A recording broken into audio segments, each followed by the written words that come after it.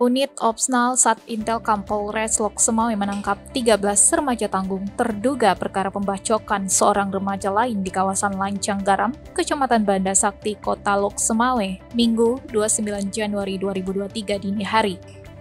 Polisi juga menyita sejumlah senjata tajam yang diduga digunakan untuk melukai korban berinisial RR berusia 14 tahun asal Gampung Hagu Barat Laut, Banda Sakti. Kapolres Lok Semawe AKBP Hengki Ismanto mengungkapkan 13 remaja tanggung tersebut masing-masing berinisial MI, MU, TR, MN, MF, MR, MH, TA, FR, M, MD, NB, dan TH yang masing-masing berusia 14 sampai 16 tahun. Semua berasal dari Kecamatan Banda Sakti. Akibat peristiwa ini, korban mengalami luka sobek di bagian telapak kaki akibat sabetan senjata tajam dari pelaku.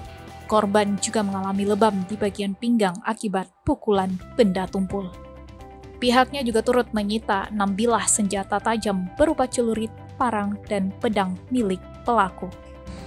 Polisi juga menyita 4 unit sepeda motor matic milik pelaku dan 6 handphone. Setelah diringkus, para pelaku dibawa ke Mapolsek Banda Sakti, kemudian diangkut semua ke Mapolres Lok Semawe sekitar pukul 4.30 pagi untuk diperiksa lebih lanjut oleh penyidik. Demikian, Sirajul Munir melaporkan.